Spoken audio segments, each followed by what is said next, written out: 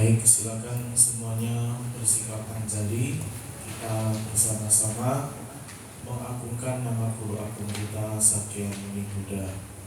Silakan mengulangi ucapan saya. Namo Sakyamuni Buddhaya. Namo Sakyamuni Buddhaya. Namo Sakyamuni Buddhaya. Namo Sakyamuni Buddhaya.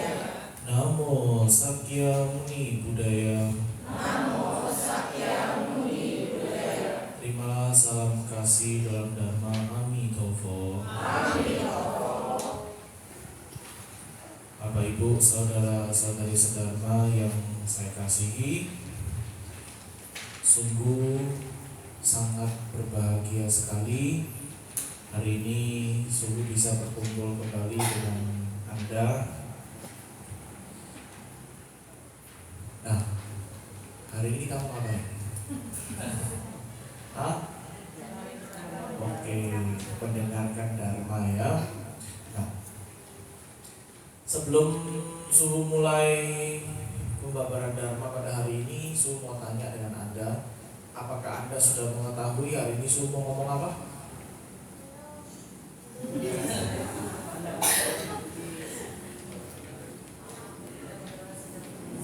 Nah, apa? Nah, betul. Ya, apakah kita sudah benar-benar Buddhis? Ya, pertanyaan ini cukup menggelitik. Ya, kenapa? Karena walaupun kita beragama Buddha, tapi kita tidak 100% mengenali dengan baik siapa itu Buddha dan apa yang diajarkan oleh Buddha. Banyak umat Buddha yang keyakinannya itu masih setengah-setengah, masih mending setengah, ada yang seperempat, masih mending seperempat, ada yang cuma secuil sedikit pun dia nggak ngerti. Ya, jadi hari ini temanya adalah apakah kita benar-benar seorang Buddhis? Apa bedanya Buddha dengan Buddhis? Ada yang tahu nggak? Nah, ada yang tahu nggak apa bedanya Buddha dengan Buddhis? Hah? Tulisannya. Apa bedanya Buddha dengan Buddhis? Hah? Buddhis agamanya, Buddha arcanya. Oke, ada lagi yang lain? Oke, kita persingkat waktu, suruh langsung jawab aja ya. Oke, Buddha itu merupakan gelar bagi orang yang telah mencapai pencerahan sempurna. Buddha itu bukan nama orang. Buddha itu adalah gelar bagi mereka yang telah berhasil mencapai pencerahan. Buddha itu adalah yang telah sadar, yang telah terbangun, ya, yang sudah mencapai tingkat pencerahan, sudah mengetahui segalanya. Nah, karena Buddha itu adalah sebuah istilah bagi orang yang telah mencapai pencerahan sempurna, artinya kita pun juga mampu mencapai Buddha. Ya, Anda jangan bilang, ya, wah jadi Buddha itu susah. Ya, itu memang kalau Sakyamuni itu memang titisannya dari surga. Ada orang bilang begitu. Sudah dipilih. Entah siapa yang milih juga nggak tahu. Ya. Sakyamuni, ya, guru agung kita, beliau bisa menjadi Buddha itu bukan karena pilihan siapapun. Jadi orang jadi Buddha itu nggak perlu pakai pemilu. Ya, hari ini siapa yang mau jadi Buddha? Enggak. Ya, jadi Buddha itu adalah suatu pencapaian, suatu keberhasilan. Jadi Anda pun juga memiliki potensi untuk menjadi seorang Buddha. Nah, dalam perjalanannya untuk mencapai kebuddhaan itu tadi, Anda belajar kepada guru agung Buddha Sakyamuni. Nah, Anda beragama Buddha. Nah, orang yang beragama Buddha itu disebut sebagai Buddhis. Ya, orang yang beragama Buddha itu disebut sebagai Buddhis. Kalau ditanya agamamu apa? Buddhis. Salah. Agamamu apa? Buddha. Ya.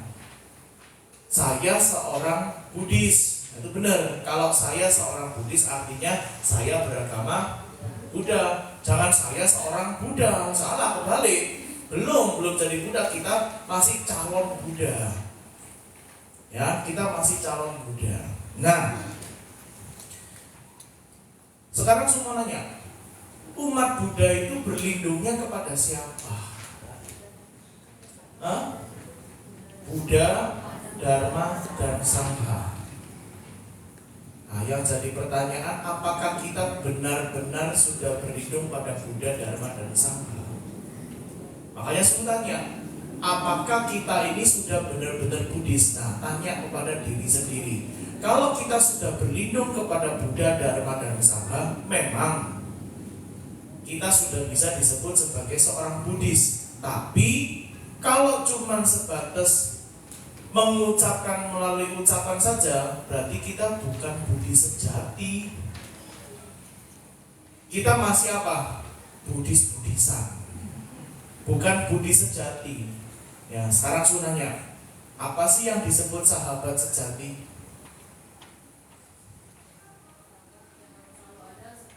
Nah, sahabat yang selalu ada suka dan duka. Ada lagi? Apa yang disebut sahabat sejati? Jadi sahabat apa? Orang yang selalu ada pada saat suka dan duka. Ada lagi? Anda punya sahabat nggak? Hah? Nah, apa yang disebut sahabat sejati? Ada yang bisa jawab? Hah?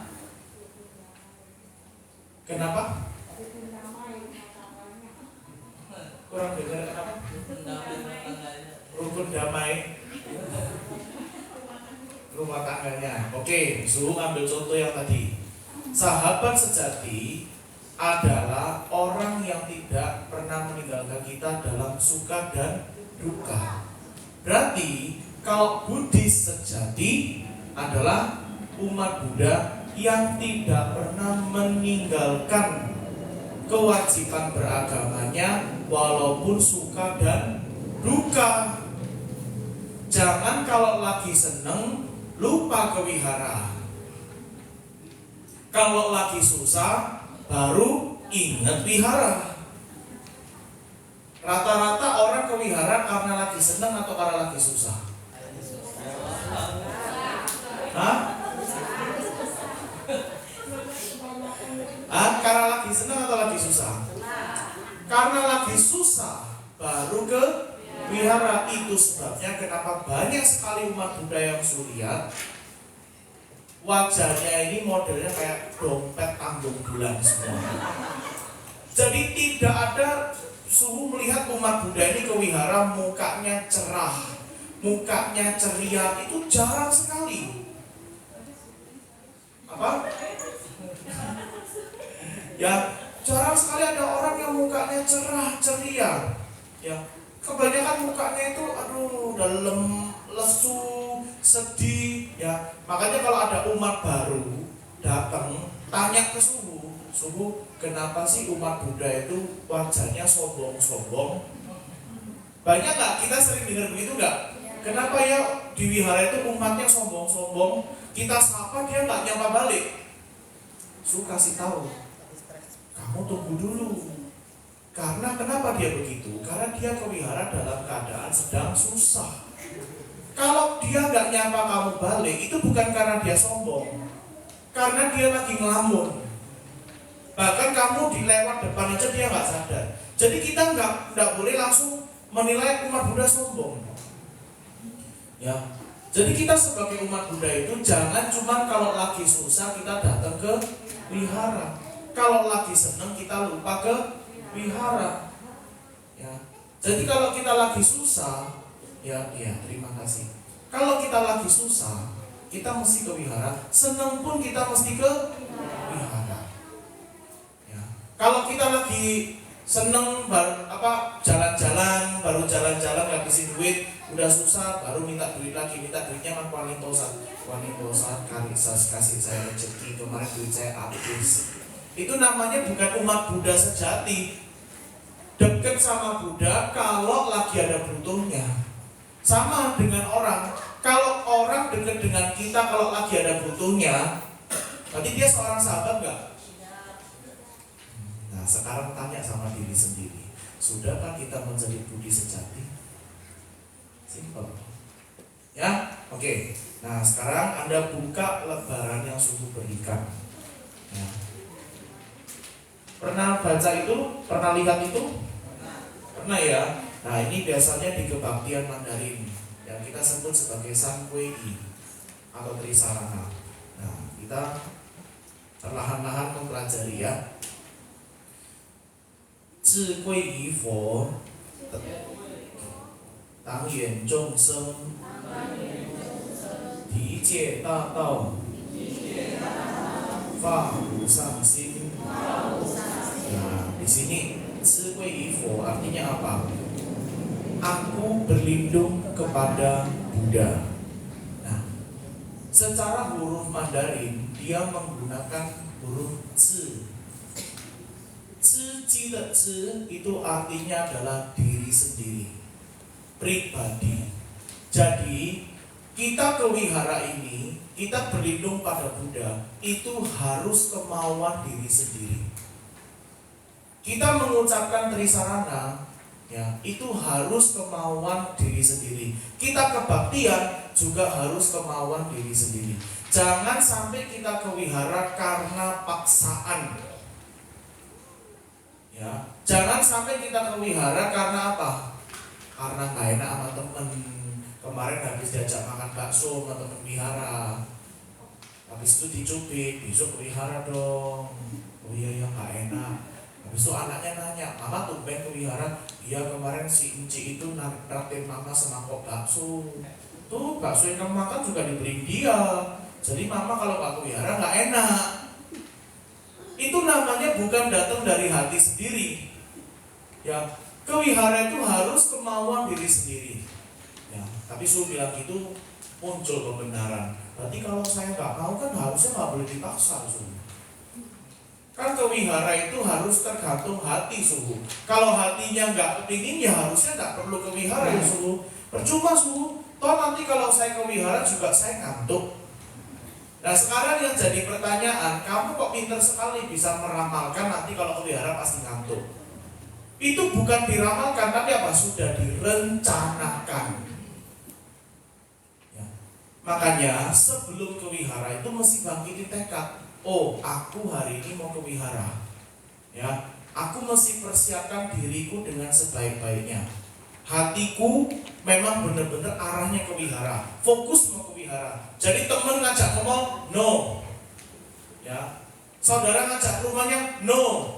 Ini waktunya saya ke wihara. Nah, itu baru orang yang ada hati. Jangan ke wihara cuma apa? Daripada saya di rumah gak ada kerjaan, dan ke wihara deh. Nah, ketemu di wihara teman-temannya encik-encik, mak-mak, gosip.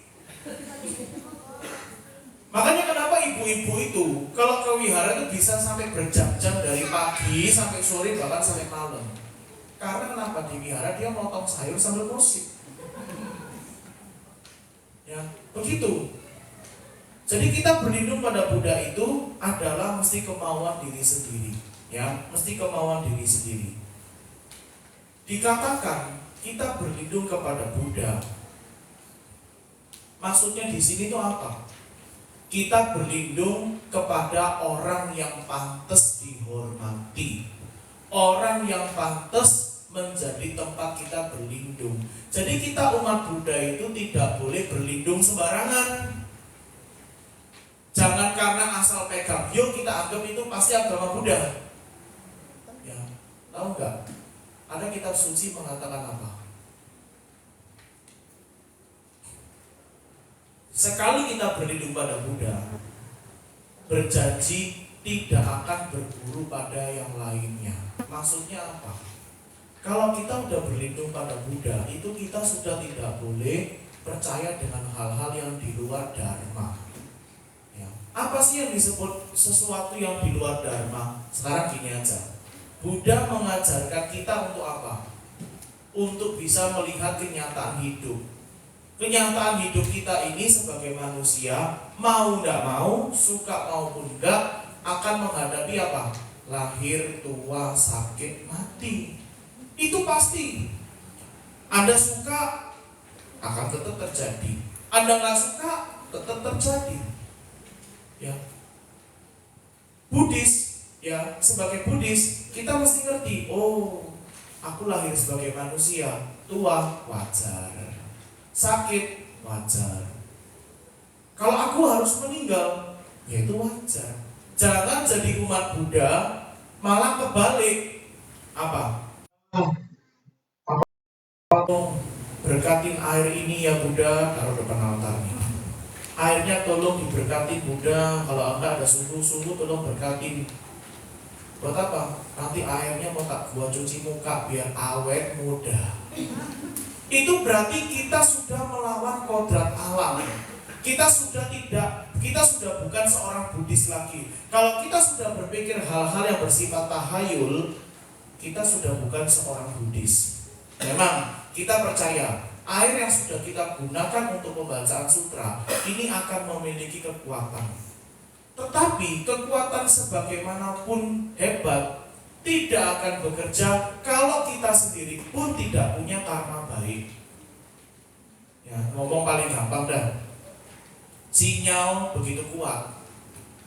Ya, sinyal begitu kuat. Tapi HP kita HP jelek. Nyambung nggak? Nggak nyambung. Jadi apa? Tergantung diri kita sendiri.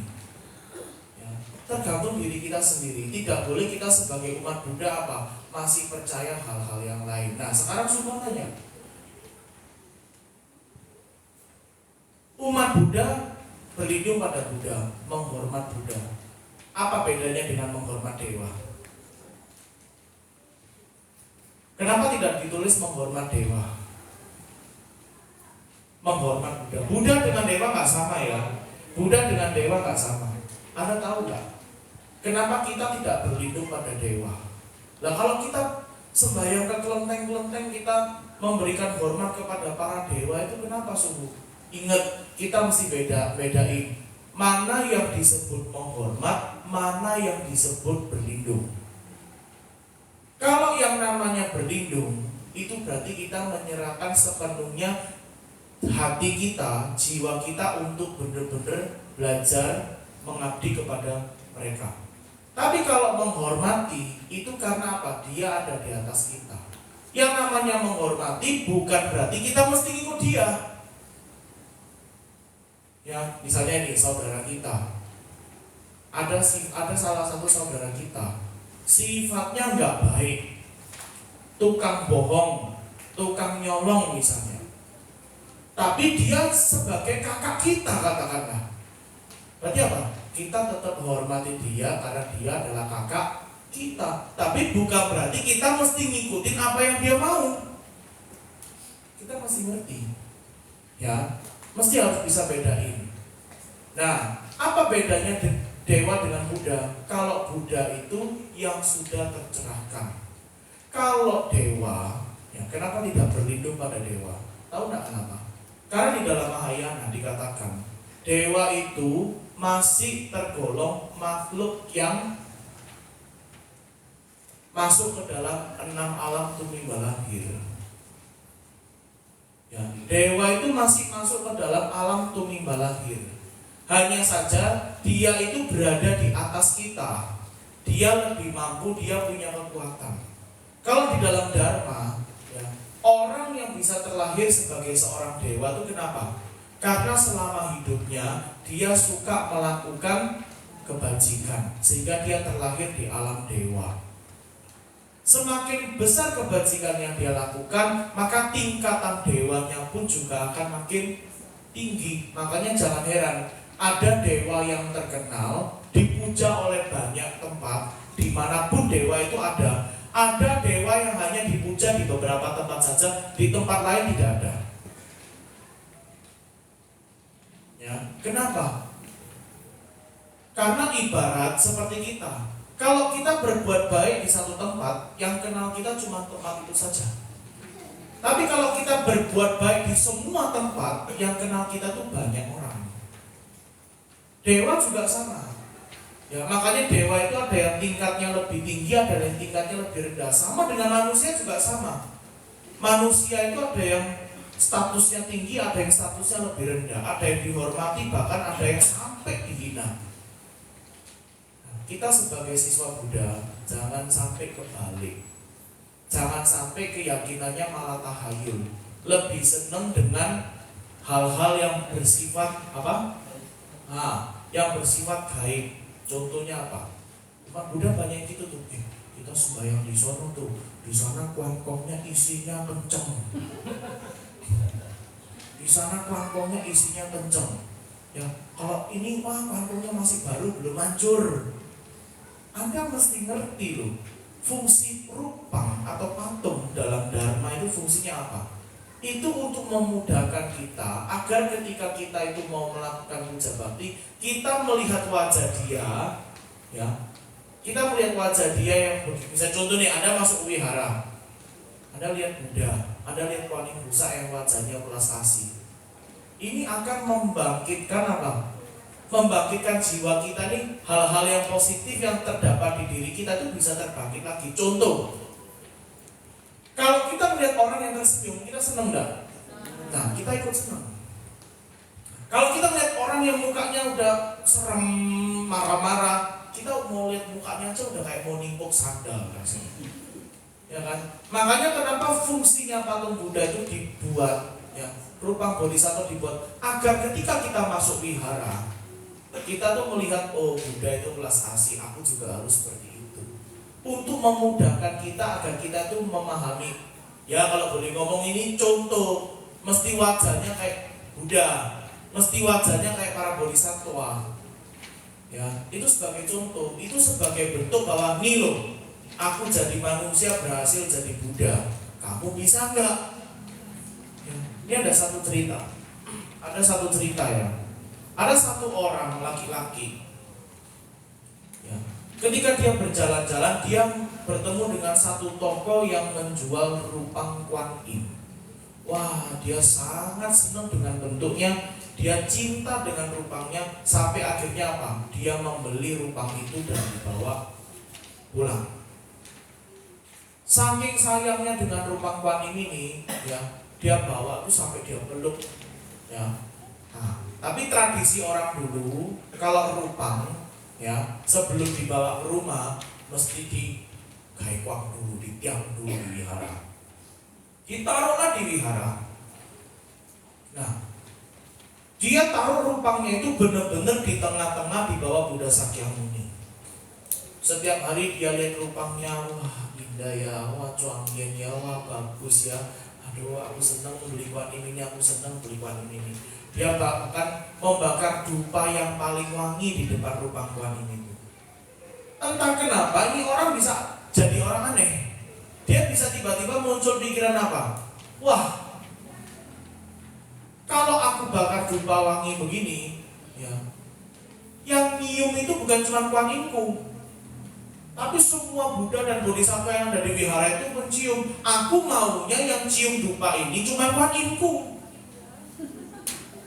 Ada orang aneh ya. Jadi begitu, karena dia beli dupanya mahal, dia merasa wah sayang nih, aku beli dupa mahal-mahal, kalau yang nyium para Buddha Bodhisattva yang lain, yang cium ini harus rupang Kuan Yin-ku. Entah gimana caranya, dia membuat satu pipa, ya, dia membuat satu hyolo buatan dia sendiri. Hyolonya itu dikasih pipa. Kalau dia bakar dupa, pipanya itu cuma kehidupan ini. Wah, dia makin senang, dia bakar dupa banyak-banyak, jadi itu pipa ngarang kehidupan ini. Anda bisa bayangin kan, untung itu patung. Kalau orang itu udah sesak asma, ya, dia taruh di depan hidungnya, dia bakar terus. Suatu hari hyolonya dicopot. Apa yang terjadi? Hidung Kuan Yin-nya hitam. karena hidung Kuan Yin yang hitam dibersihin sama dia, nggak bisa karena udah sangat lengket. Apa yang terjadi? Dia nggak cinta lagi dengan patung ini lagi. Dia nggak cinta dengan patung ini lagi. Jadi kita jadi umat Buddha itu, ya kalau mau bakar dupa atau segalanya itu yang wajar-wajar saja. Jadi umat Buddha itu jangan sampai tahayul. Makanya dulu ada satu umat tanya ke Suhu, sebetulnya tujuan kita belajar agama Buddha itu untuk apa? Anda kalau ditanya gitu aja bisa bingung loh. Ayo sekarang Suhu nanya, tujuan Anda beragama Buddha itu apa? Pernah nggak Anda nanya dengan diri Anda sendiri? Tujuan Anda beragama Buddha itu untuk apa? Sekolah untuk pintar, kerja buat dapat uang. Kalau beragama Buddha tujuannya untuk apa? Oke, bebas dari penderitaan. Ada lagi? Mencapai pencerahan. Oke, Suhu pernah bertanya ini kepada beberapa orang. Dia jawab sama seperti ini. Ya, saya beragama Buddha biar bebas dari penderitaan. Jawabannya nggak salah. Tapi kalau cuma dengan jawaban seperti itu, maaf ya Ci ya, bukan cicinya, orang itu dulu jago itu juga. Su bilang, kalau cuma dengan jawaban, wah tujuan saya beragama Buddha untuk bebas dari penderitaan, berarti kamu harus mempertanggungjawabkan omonganmu. Kamu harus benar-benar hidupmu bahagia. Karena kalau hidupmu sendiri belum bahagia, 40 tahun kamu beragama Buddha, orang tanya dengan kamu 40 tahun beragama Buddha tujuannya apa? Biar nggak menderita. Orangnya nanya, tapi saya lihat kamu masih menderita. Ayo, bener nggak? Kalau kita cuma ngomong, oh saya beragama Buddha biar saya masuk surga. Maaf, agama lain juga ada surga. Ya kan? Oh saya beragama Buddha biar jadi orang baik. Agama lain juga ngajarin baik kok. Tahu nggak? Ada satu yang berharga. Tujuan kita beragama Buddha itu apa? Mencari pencerahan, kejauhan Cik. Apa? Menjalankan dharma. Dharma itu apa sih? Kita ngomong yang paling simpel, kebaikan. Kalau ngomong kebaikan, agama lain juga ngajarin kebaikan kok. Tahu nggak? Tujuan kita beragama Buddha itu apa? Biar tidak bodoh. Kenapa? Karena dulu sebelum kita ngerti ajaran Buddha, kita taunya segala sesuatu itu berasal dari Bikong. Sehingga kalau kita sakit kita bilang, Bikong kenapa saya dikasih sakit? Kenapa nggak dia saja? Kalau kita lagi duitnya habis, Bikong kenapa saya nggak dikasih rezeki? Bahkan masih banyak umat Buddha yang ke wihara, kalau berdoa apa? Kuan Yin kasih saya rezeki dong. Ya nggak? Kuan Yin kasih saya jabatan biar besok bos saya kasih jabatan yang lebih di atas, biar saya naik jabatan. Jadi doa-doanya duniawi semua. Tapi setelah kita ngerti ajaran Buddha, kita ngerti hukum karma. Kalau setelah kita mengerti hukum karma, kebahagiaan yang aku peroleh dari diriku sendiri, penderitaan yang aku peroleh juga dari diriku sendiri. Berarti setelah kita mengerti semua itu, kita bakal nyalain Bikong nggak? Berarti kita bakal nyalain Buddha nggak? Maaf ya, berarti kaya, miskin, pinter, bodoh itu urusan Anda, bukan urusan Buddha. Jangan pernah Anda berdoa pada Buddha, Buddha tolong berkatin anak saya biar sekolahnya pinter. Gak nyambung. Kenapa? Karena Buddha itu gak ngurusin anakmu. Kamu yang punya anak, Buddha yang suruh ngurusin. Ya kan?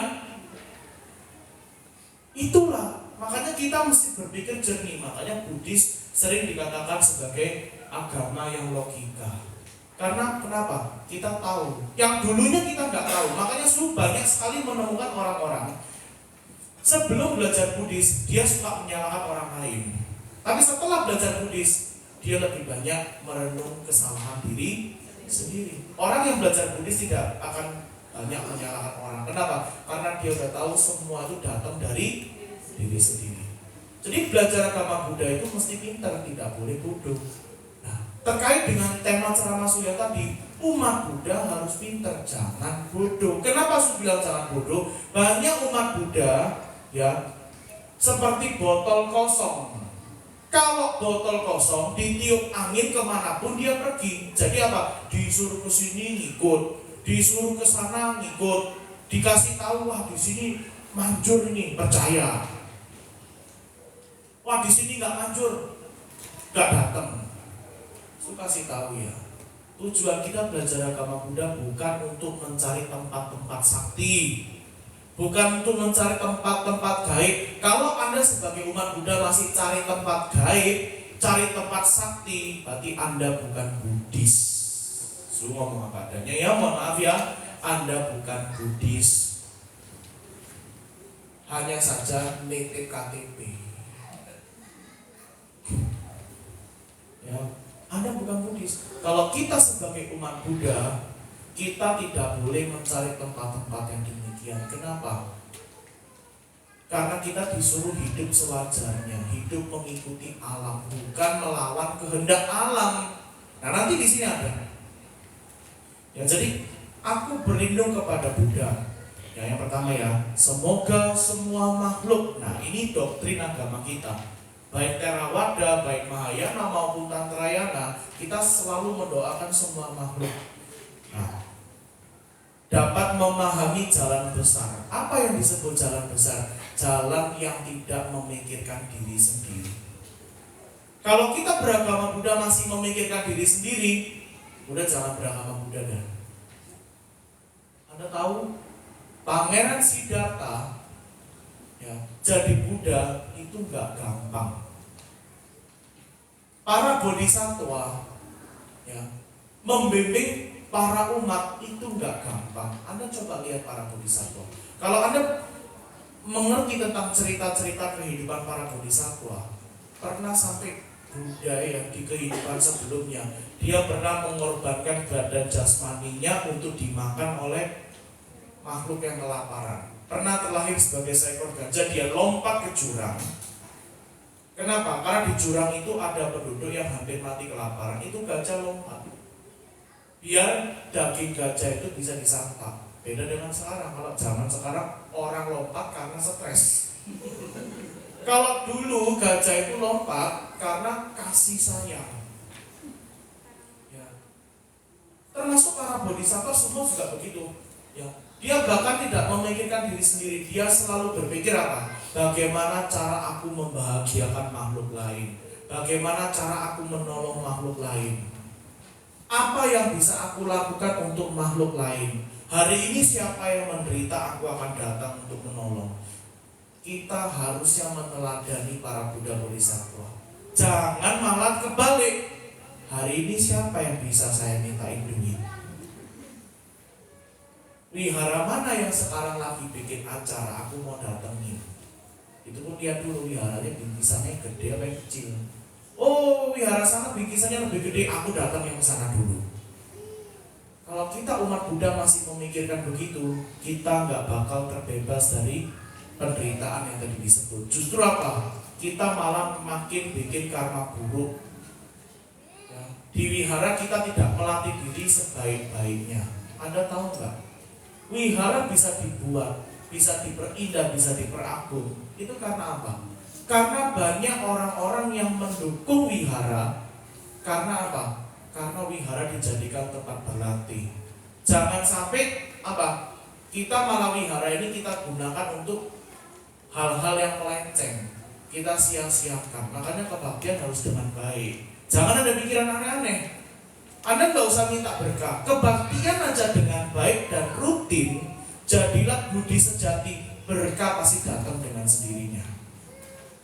Percaya. Ya.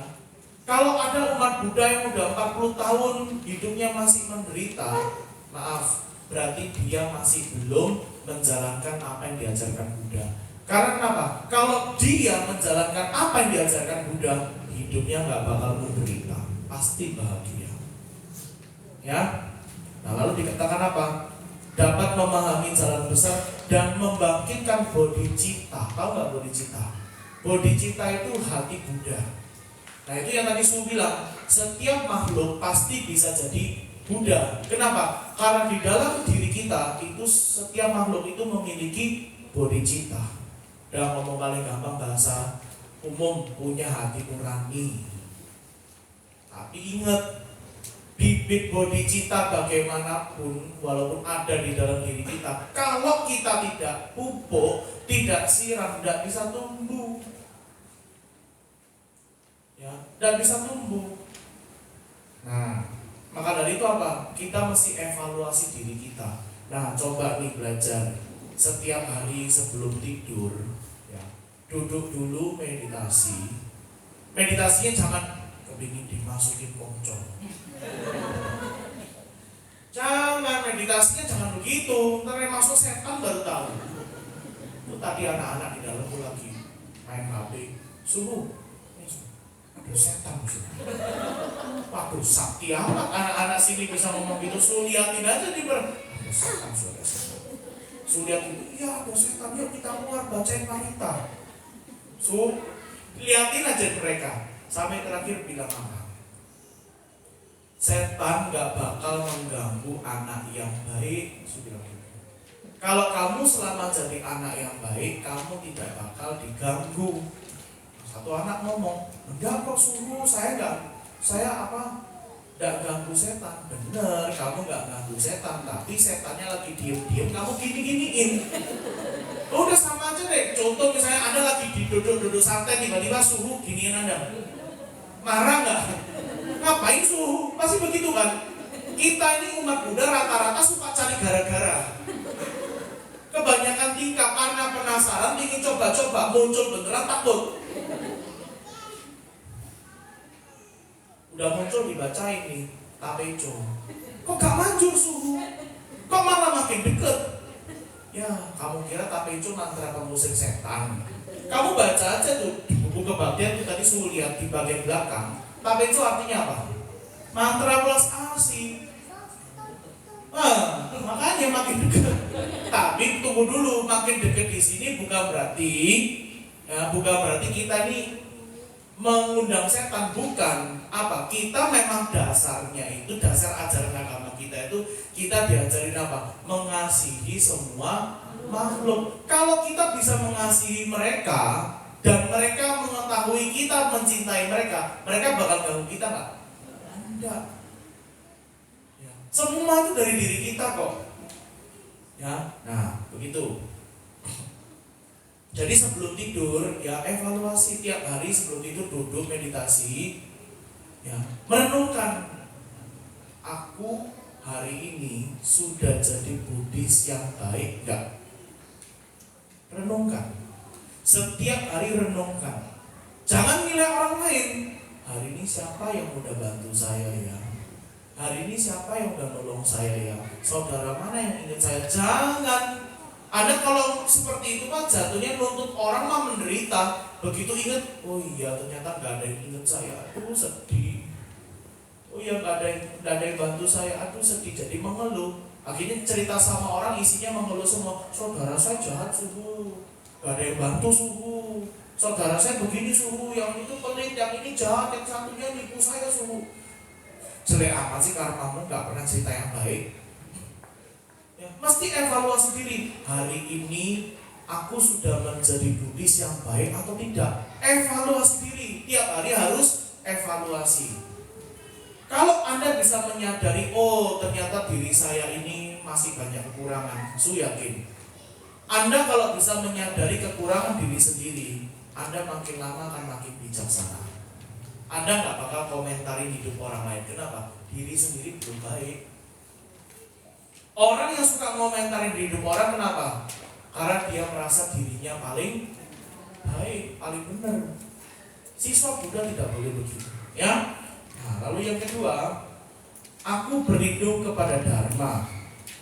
Dharma di sini ya, atau nggak Dharma artinya apa?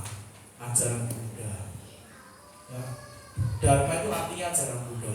Di dalam bahasa Mandarin, Dharma itu diberikan istilah fa, makanya yi fa, ya fa itu dharma.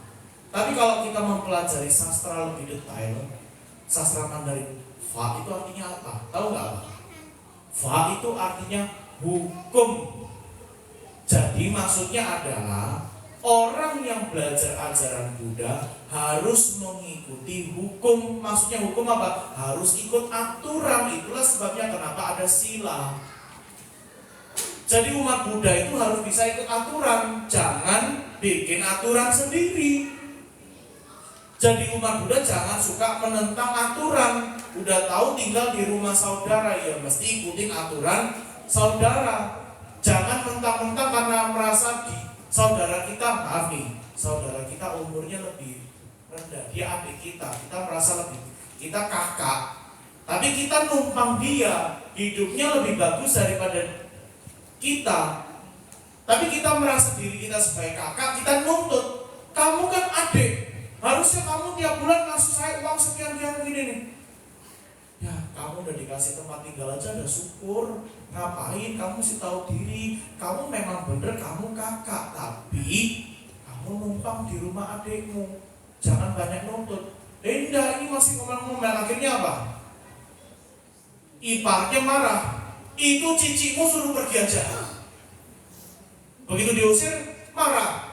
Wah, saudara gak tahu diuntung. Kayak ini apa. Ini berarti bukan umat Buddha. Kenapa? Dia tidak ikut hukum, tidak ikut aturan. Itu pertama. Kedua, kalau namanya berlindung pada dharma, berarti apa? Hidup itu mesti by system. Hidup itu mesti ikut aturan. Jangan suka melawan hukum alam. Itu yang tadi Sulu sebut. Kalau udah sakit, ya udah sakit aja. Berobat, jangan apa? Buddha, jangan kasih saya sakit. Itu namanya bukan Buddhis.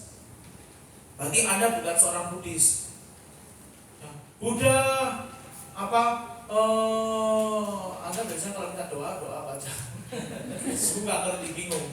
Ya pokoknya doa duniawi gitulah. Buddha, saya ingin kaya. Tolong berkatin saya.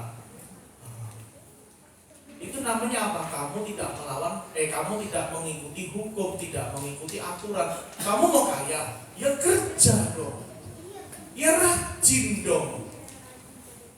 Nggak bisa cuma dengan modal kamu tiang yo cek minta selesai. Saya kasih tahu ya, kalau cuma tiang yo cek berdoa saja. Kalau Anda pikir cuma dengan doa urusan bisa selesai, hari ini nggak ada orang susah. Berapa banyak orang kecewa karena doanya tidak terjawab? Bukan karena doanya kurang manjur, bukan karena dupanya kurang gede, bukan karena lilinnya kurang gede, bukan karena dupanya kurang wangi, tapi apa? Diri sendiri kurang bener. Hidupnya masih belum bisa ikut aturan. Anda minum obat aja masih ikut aturan, baca dulu resepnya. Iya kan? Kalau resep udah mengatakan sehari minum 2 kali, 1 kali minum mesti 2 tablet. Ya udah ikutin, jangan sok pinter. Oh biar cepat sembuh tak minum semuanya. Itu namanya bodoh. Umat Buddha tidak boleh bodoh, mesti pinter. Contoh lagi, tinggal di rumah. Kebetulan rumahnya ber-AC, tapi di rumah mau pasang altar. Subuh, saya mau pasang view-nya 1, boleh nggak? Boleh. Tapi kata orang dulu harus 3 subuh. Udah kalau usah begitu, 1 cukup. Dupa itu yang penting wanginya, bukan jumlahnya. Mesti tahu diri. Nah kayak gini nih, wihara ruang ber-AC. Ya, Anda kalau mau tiamyo, ya ini nggak tahu aturan di sini gimana.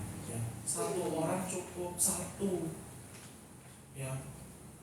Kalau Anda sekiranya lihat waduh ini di wihara asapnya udah mulai banyak, ya udah tiamyonya nanti aja besok latihan. Tunggu yang di sana habis dulu baru nanti setelah kalian Anda tiamyo. Jangan punya pandangan suhu kalau tiamyonya sekarang, kalau nanti nggak manjur suhu. Ya boleh begitu. Ada orang suhu kalau tiap hiu mesti minimal 3. Kalau lagi ada masalah 7. Biar doa tercapai 12. Biar tercapai lagi 108 batang dupa. Tinggalnya di rumah ber-AC. Akhirnya apa?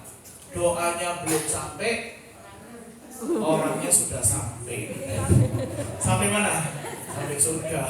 Surga, kebagusan surga buat orang begitu. Makanya ada ketemu umat Buddha begitu. Dia sembahyang nih ya, sembahyang tuh altarnya ada banyak. Dia sembahyang sambil batuk-batuk, incek-incek.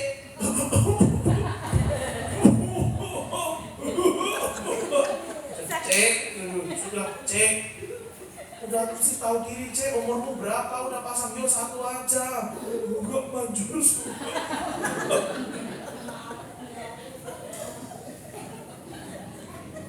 Kalau orang Jogja bilang cari sih, cari mati. Doanya minta selamat, perbuatannya cari mati. Ada orang suhu, hionya mesti banyak suhu, biar sampai mana? Doamu belum sampai, itu asap udah sampai mata. Waduh, udah langsung gak. Jangan aneh-aneh lah. Jadi umat Buddha mesti pinter, makanya belajar dharma yang bener. Jangan carinya yang gaib-gaib terus, kita jadi setan baru tahu. Iya, Yesus kasih tahu beneran. Ya, nah, lalu apa? Aku berlindung pada Dharma, semoga semua makhluk dapat mendalami Sutra Pitaka, ya, dan memperoleh kebijaksanaan seluas lautan, seluas samudra. Jadi orang yang bisa memahami ajaran Buddha, kebijaksanaannya itu akan seluas lautan. Anda bisa bayangin lautan itu seberapa luas, tidak berujung. Jadi tidak ada istilah bagi umat Buddha pikirannya mentok sampai stres, sampai depresi, sampai gila, itu nggak ada. Kalau kita sudah benar-benar ngerti ajaran Buddha, kita pasti punya banyak cara untuk menyelesaikan masalah. Masalah A, plan A, rencana A, oh nggak berhasil, tenang, ada rencana B. Rencana B nggak berhasil, tenang, ada rencana C. Rencana C nggak berhasil, tenang, ada rencana D. Nggak ada itu yang namanya suhu sampai karya-karya rambut. Aku stres, aku bunuh diri aja ya suhu ya. Nah, itu namanya udah otaknya udah mentok, nggak bisa mikir. Karena mentok nggak punya uang nyolong, itu juga sama. Berarti apa? Kebijaksanaannya kurang. Kalau kita siswa Buddha pasti punya banyak cara untuk menyelesaikan masalah. Tapi sungguh sih yakin ya, kalau orang yang bijaksana, dia tidak perlu plan A, plan B, plan C. Dia 1 kali gagal, 2 kalinya pasti berhasil.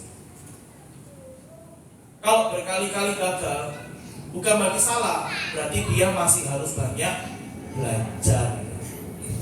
Jangan menyerah. Ya. Yang paling penting apa? Kalau hidupnya udah susah, banyak masalah, jangan bikin masalah lagi.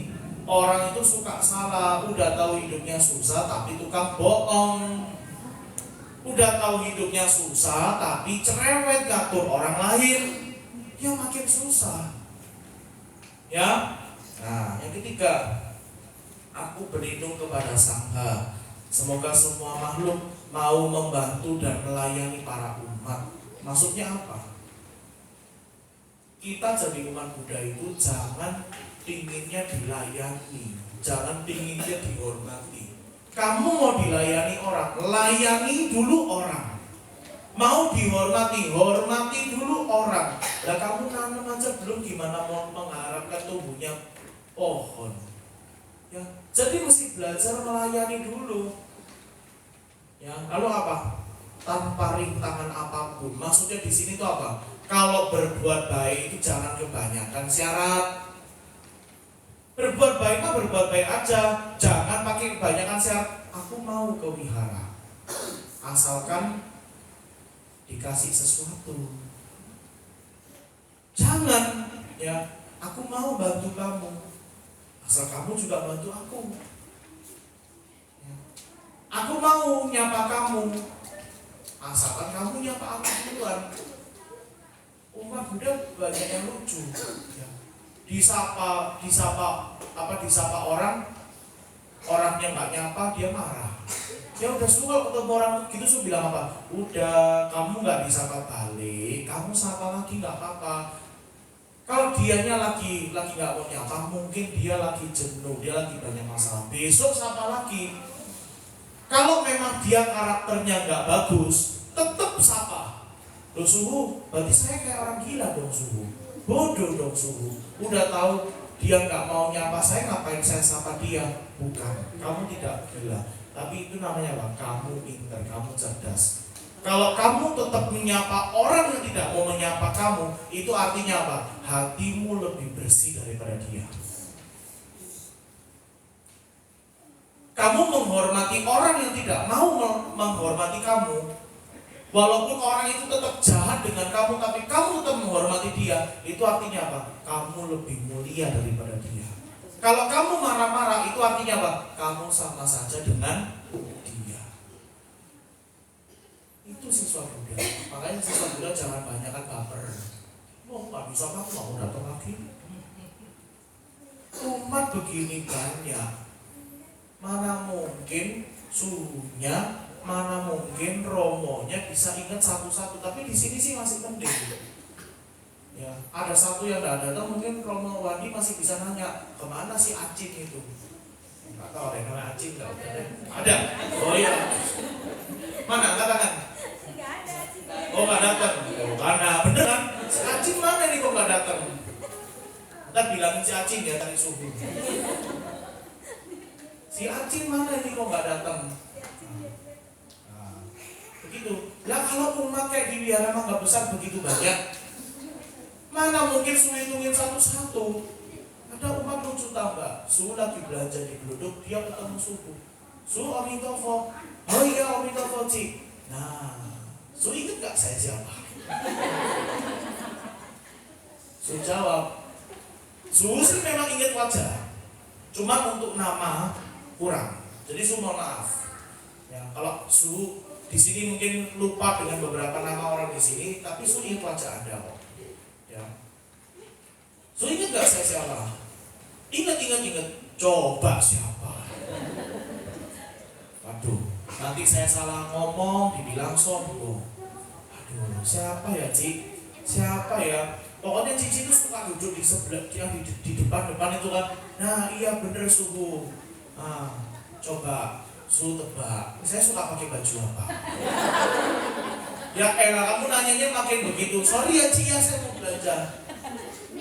Besok cerita ke temennya, suruh cuancong sombong. Ya, suruh cuancong sombong, bagus lah. Kalau sama orang begitu mah, aduh Om Tohut.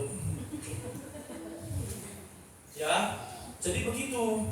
Nah, apalagi agar tidak melekat dan bisa mencapai kesucian. Makanya orang-orang yang punya cita-cita yang tadi dibilang mau mencapai pencerahan, mau mencapai kesucian.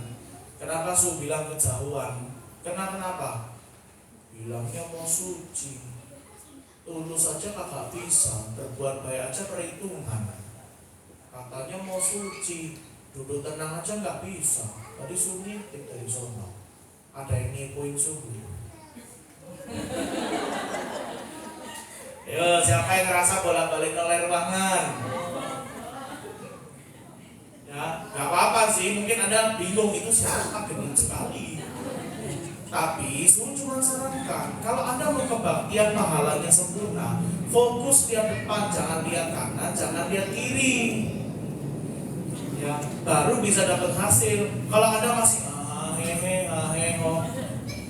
sayang sekali. Ya, udah seminggu sekali, cuma 2 jam, itu pun Anda nggak konsentrasi, sayang sekali. Anda ini termasuk beruntung loh. Ya, wihara seperti ini. Ya, masih ada yang mimpin, ada Romo Wandi yang bantu mimpin, masih ada teman-teman sedharma yang bantu mimpin. Anda mesti syukur. Su pernah ketemu beberapa daerah, bahkan yang mimpin aja nggak ada. Dia mengharapkan wiharanya bisa ada yang datang, tapi susah. Mau datang mesti lewatin dari satu pulau ke pulau lainnya. Sudah kan aku nggak pernah datang, suruh nginjek kapal aja, kapalnya begini. takut. Ya, Anda mesti banyak bersyukur. Ya, begitu. Nah, satu lagi yang ingin saya sampaikan. Kemarin saya ada baca satu buku. Ya, kemarin saya ada baca satu buku. Terjadi sebuah percakapan antara Buddha dengan muridnya bernama Ananda. Ananda ngomong dengan Buddha. Buddha, sebelum kita sama-sama menjadi seorang pertapa, dulunya saya adalah sepupumu. Jadi Ananda ini memang sepupunya Sakyamuni Buddha. Dulu sebelum kita sama-sama bertapa, kamu adalah sepupu saya. Sekarang kita sudah sama-sama bertapa, aku juga menjadi pelayan dekatmu. Kemanapun kamu pergi, aku selalu mengikutimu. Tapi kenapa aku tidak bisa menjadi seperti kamu? Paham gak saya disitu? Ananda nanya begitu. Jadi Ananda ini ngikut Buddha kemanapun, ngikut deket sama Buddha. Tapi kenapa aku tidak bisa menjadi seperti kamu? Buddha diem aja. Buddha masih makan, lanjutin makan. Sampai makanannya habis, Buddha tanya sama Ananda, Ananda, menurutmu kenapa aku bisa kenyang? Ananda jawab, ya iyalah kenyang, orang Buddha udah makan. Menurutmu kenapa kamu belum kenyang? Ya karena aku belum makan Buddha. Paham gak sampai sini? Paham gak? Kalau gak paham ulang. Karena udah berubah wajahnya gini-gini. Jadi Buddha itu makan. Setelah selesai makan, ya, Buddha nanya ke Ananda, Ananda, menurutmu kenapa saya kenyang? Ananda jawab, ya karena Buddha sudah makan, makanya Buddha kenyang. Lalu Buddha nanya lagi ke Ananda, kamu sudah kenyang belum? Belum. Kenapa? Ya karena saya belum makan. Simple loh ini. Ya kan? Lalu Buddha mengatakan, betul. Itu sama dengan pelatihan diri kita. Aku sudah melatih diriku sampai berhasil menjadi Buddha. Sedangkan kamu belum melatih dirimu. Bagaimana mungkin kamu bisa menjadi seperti aku? Karena konsepnya apa? Siapa yang makan, siapa yang kenyang. Siapa yang berbuat, siapa yang dapat. Jadi beragama Buddha itu tidak bisa diwakilin. Jangan jadi orang pinter-pinter bodoh. Apa pinter-pinter bodoh? Aku hari ini nggak ke wihara ya, kamu aja yang ke wihara. Tolong doain saya. Makanya kenapa banyak sekali mamanya dapat berkah, anaknya nggak dapat berkah. Kenapa? Karena yang ke wihara mamanya, anaknya nggak mau ke wihara. Mana bisa sih mamanya yang makan, anaknya yang kenyang? Kalau bisa diwakili juga suruh minta tolong Anda yang makan itu suruh biar yang kenyang. Gak bisa kan? Di dunia ini kita bertanggung jawab atas diri kita sendiri. Jadi jangan tahayul, jangan pikirannya terbalik.